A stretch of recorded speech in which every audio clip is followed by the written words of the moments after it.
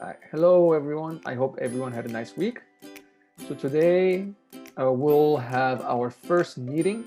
So hopefully by our Zoom meeting, everyone has watched at least first two videos, have done homework.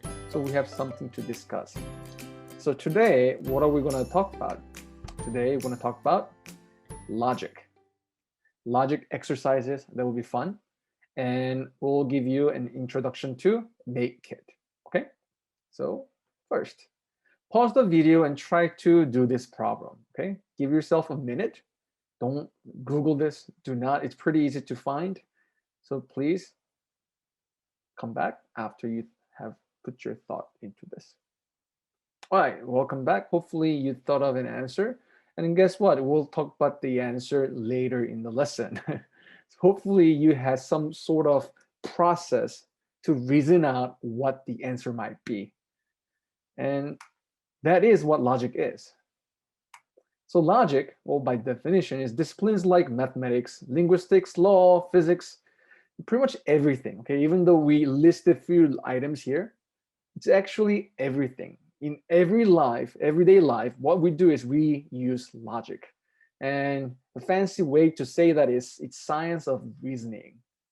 And it helps us to reason out whether something is true or not. And that's what logic is. And we talk about how logic is a science of reasoning, and there are two main types of reasonings. And because this is not, the math course or science course, we're not going to go deep into it. But I wanted to give you some introduction of some reasonings. Hopefully, everyone has heard this phrase, deductive reasoning. You have learned this in math and science. You might be thinking, hey, why are we talking about this deductive reasoning, even though this is computer club? Well, the reason is logic is not only important in math and science, it's also important in computer science, also programming, and like I said before, everything. Okay, so deductive reasoning is, well, let's read the definition. A proposition or conclusion is made from set of premises or hypothesis. So when we say hypothesis, it's a statement, or they're statements that we can determine whether it's true or not. So let's read an example. Number one, all men are mortal. So that means eventually everyone dies, right? Number two, Socrates is a Greek, a philosopher and mathematician and scientist, is a man. So from these two premises or hypotheses, what can we conclude? What is a proposition we can make? Therefore, Socrates is mortal. So this reasoning might be too obvious, right? But this sort of thing is called deductive reasoning. And that's what we do everyday life. Okay? It's not just for fancy math or science, it's everyday life thinking. Okay. The stronger deductive reasoning we become a better problem solver. So two exercises, I'll give you time to read this, take a minute, and try to come up with conclusion you can make from given two premises in example number one and example number two. All right, welcome back. So conclusion from number one is something like Ramon is eligible to play sports because, number one and two. So example number one is pretty obvious one, but example number two may not be too obvious because maybe some people have said Grace was tardy at least 3 times, but guess what? This is not valid. It's not a valid conclusion. Now let's think about why. Because if you have 3 tardies, then you must go to detention. And the fact that Grace is in detention, does that really mean that she has at least 3 tardies? Not necessarily, right? Because she might have done something other wrong things. That's why she might be in detention. So from this information, we cannot conclude that Grace was tardy at least 3 times. So when we're doing deductive reasonings, you have to really think about what might be possible. Is that the only possible way or not? Now, another type of reasoning is inductive reasoning. And inductive reasoning can be found most commonly in science and also in IQ tests. So if you want to do this sort of questions, you can just Google IQ tests or practice tests. So you can do some questions like this. But anyway, what inductive is this? So in inductive reasoning, we find general pattern or rule by using bunch of cases or observations, in this case, particular cases. And that's what science does, right? Scientists experiment many times, not just once, many times, and they try to find pattern, and they generalize, and they make theories, and they do more experiment, right? And it becomes law, it becomes like a strong theory, and that's what inductive reasoning is. And downside of that is there's no 100% certainty. Because why? Inductive reasoning can only give you conclusion based on those observations. That means if we observe something different, right? Something that defies previous theory, then we might have to modify our theories. That's why science is always evolving and developing and improving. All right. So let's look at this problem figure. So based on this four figures, right? Based on this pattern, what might be the fifth one? Pause the video for a few seconds and answer. Okay, hopefully some people, maybe a lot of people have said number 4. Hey, even if you said number 4, right? I mean, most likely it's not number 4 based on pattern, right? The pattern is first one flips, second one flips, third one flips. Maybe most likely fourth one will flip, depending on this. I mean, if this pattern continues, but does that guarantee it? No. So most likely the answer is 4, but not 100%. Now, another inductive reasoning is this: pause the video and do it yourself. Okay, welcome back. I will not give you the answer here. I will actually post the answer later in the PowerPoint so that people can try it. But for now, I'm going to move on, okay? It's annoying, right? If I don't give you the answer right away. All right, so this one, we have done this already. Hopefully, let's talk about this since we have talked about it already. If you don't have the answer, pause the video again and try this again. So here, there might be maybe different answers, but most obvious one for me is 14. Now, why do I think it's 14? Is because, well, if you look at corresponding or opposite, not corresponding, opposite pies, right? You add them up, what do we get? 24. 7, its opposite pi is 17, you get 24. Here, 11 plus opposite one, 13, 24. So there's a pattern where every time you add the two opposing pies, you get 24. So why did I say 14 then? I have no idea why I said 14. so if you have 4, right, most likely this number will be 20. I have no idea I said 14. So I meant to say 20, okay? So 20 plus 4 is 24. So most likely it's 20, okay? Now, you might have say something different answer. And is that wrong? No, it doesn't mean that. But what you have to do is you have to be able to prove it or show your case. In this case, I show that, hey, in this pattern, we find a general pattern that has what? 24 as a sum in the opposing pies. All right, let's move on. So logic is very useful, and the uses are everywhere. Okay, there's no point of going through this slides because, like I said, it's used in everywhere. Okay, there are only 4 topics, 4 things I wrote here, but they're actually everywhere. But in science or computer, it's usually called algorithm.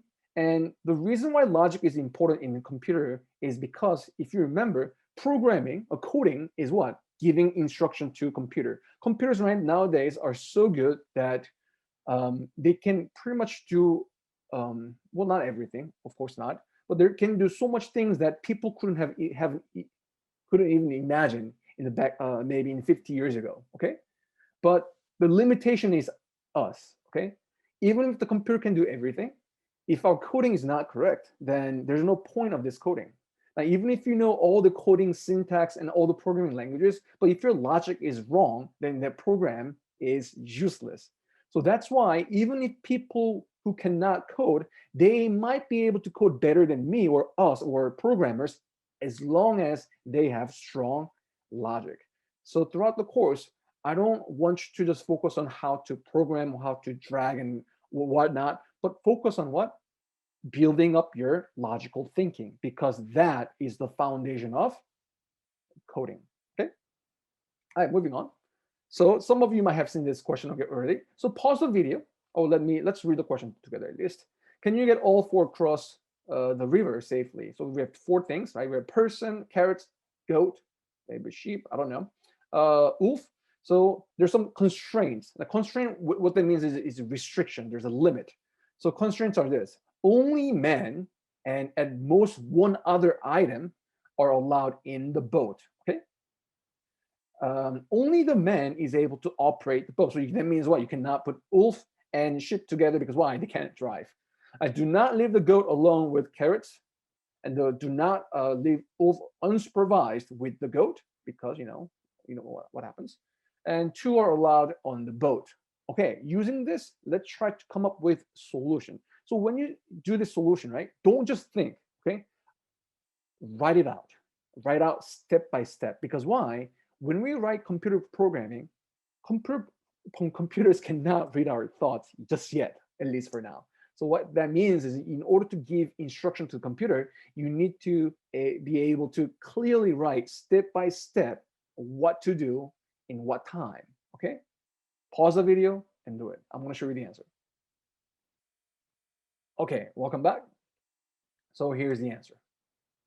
Now, I'm not going to go through this, but hopefully everyone has something along this line. Now, moving on. Another question. So this is also a logical question. Try this. I'm not going to talk about the answer today, but maybe tomorrow in the meeting or when we meet in the Zoom. But it's worth going over this. Write it out. Try to think about what's not possible, what's possible. Making mistakes is part of building up logical thinking. Okay? All right. Now let's talk about the make kit now, okay? Actually, let's go to the app. So everyone is on the same page. So if you go to your tablet, your I don't know, your phone, make sure you have it. I mean, you're supposed to have it. And when you open, right, just in case you haven't done it yet, okay? Well, let's wait. Loading, and then notice, right? And then make sure you go to the top right corner, as you can see here, click it, and make sure you enter your class code. This should be, I mean, it's been sent out. So you should be able to click this and enter the code so that you are able to access the curriculum. All right. Now, kit, or kit is right there, but learning. Now, what we're going to do for this week is we're going to do learning curriculum and design your city. Start. Now, your homework was to go through the first part, right? But for this week, we're going to do the second part. So let's make sure we click make a traffic light and learning, read through the objectives, read through the theories. There are three parts. And some of them are in Korean, but it's pretty self-explanatory because you'll see them in English here. Coding, see, there are things you have to read about the coding. It tells you how to make things blink. So you might want to go through this. And challenges that you should be doing at the end, okay? Right? Now, I know this is in Korean, but it's okay because once you go to the coding part, everything should be in English, okay? Now, so in order to make a traffic light, what you want to go is you want to go here, okay? It looks like a path, right? The circuit board looking thing. And oops, let me go back so that you can see. So now, if we're going to go through the parts later, but hopefully if you have purchased the kit, you should have the Arduino board, right? Ready? I'll show you mine. Pretty small screen, but there we go. Upside down, great. There we go, a lot better. So what you can do is you can follow this instruction, okay? Take the board, put it down, great. And that is our board, okay? Now, get our breadboard. Now, the reason why it's called breadboard is because literally it looks like a board that is for bread. I'm not even kidding. All right, now we can take LED lights. And by the way, when you click and drag, it shows you where to put in. It doesn't really matter where you put the LED light in the breadboard, but what matters is that you actually line them up. Hopefully you see that this negative side is lined up with the black wire. Do you see that? In the same column, or actually same row. So make sure it's connected, and And also the wires are not, they're all identical in length. Okay, I'll show you at the end. So even though some of the wires looks shorter, it's okay. I mean, it's not going to be, I mean, once you build something, right, it will look something more like this. It's not going to be so pretty. And also, a lot of questions I get, well, at least the last time, was that, does the color matter? No. I mean, this is black color, this is red color. Does that mean we have to use black and red? No, we don't have to use them. It's okay. You just use wires to connect them, right? And also, you show, and you can zoom in so that you can see what's written. You can see where to put what wires. Okay, so make sure you do that, because if you look at your the Arduino board, there's a lot of things written. Okay, there's a lot. So I mean, we're gonna go through this, I think, next time in more detail. But for now, try to follow this instruction. Okay, go through this. Why is it not working? There we go, a lot better. And then what we can do is we can put yellow LED light. So that means more wiring, and green LED light. And do you see how nice they are? I mean, you sure like, hey, that yellow light is number 9. So if you go up, it goes into pin number 9, and red one 10, green one 11, and there we go. Okay. So follow this, all right? And I'm going to show you how to connect this to the machine, okay? So let me actually zoom in to my video. Hopefully the video zooms in. Oops, there we go. Now do you see this clearly? Better? So if you look at this, right, in the center, this is called microcontroller. We talked about this last time. That's the brain of the brain. So this whole thing is brain, but the brain of the brain is in here. Okay, make sure you don't mess this up. Okay, don't throw it. Do not do that. And hopefully you remember from the reading that this part is the power source, or this is actually acts as a two. This is where data is transferred, and also this is where the power is supplied, and this is also power supply. So what you want to do is you want to get this blue cable, and this part, you make sure you have the sound, clicking sound, and you connect this to your device, okay? Now, depending on what device you have, there are 2 adapters, right? One is for the old Android, and the other one is for USB-C. So depending on what you have, well, I lost mine, so I have to use the Apple one, but make sure you get the correct adapter and connect it. And when you connect it, connect, you will see that it blinks, okay? Or you have lights. Now, if you read carefully, the top one it says on. Well, that obviously means what? It's on. And if you have light or blinking or just lighting up at L, that means it's ready, okay? So make sure your Arduino board is working, okay? Now, once you connect this, right, and once you connect all the wires and LED correctly, what you want to do is this. You want to go to, now let me put myself a little bit smaller so that I can show you what to do here. Go to the programming here, the block coding, and it should be ready for you, okay? If not, it's totally fine, because why? You're able to, I mean, you should be able to play with this, okay?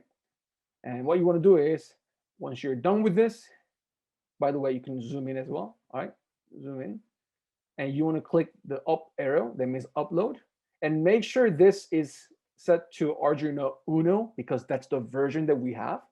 And upload sketch file. And mine is not going to work because I'm on my computer, but if you're on your Android, it should work, and the light will blink according to what you wrote.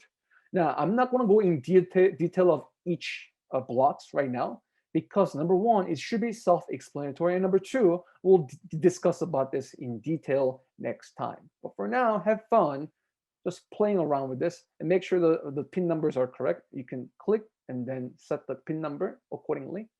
Okay. All right. Now, so moving on, we'll talk about parts more in detail whenever we have to use different style. But for LED, one thing I have to mention is there should be a short leg and long leg. Long leg is the one that is positive. Okay, remember that. Now, even if you put the correct order, but it doesn't work, then you might want to replace the LED, because the LED lights are really fragile. They often, break. Right. Now, assignments are the following. Number one, explore make kit if purchased. Okay. Number two, in the app, read and try to complete make a traffic light. So when I say try to complete, what I mean is try to build the traffic light. I think you should be able to do it. And lastly, I'll post something on Google Classroom, so please do review questions, and I'll make sure to include some challenging ones so you can think. Right? All right, this is a summary. Pause the video if you have to. Hopefully you can answer all of this. If not, it's fine. You can go back and rewatch. All right, thank you everyone. I really hope you have a nice weekend, and I'll see you next week, and I'll actually see you in the Zoom and bring good questions. All right, bye-bye.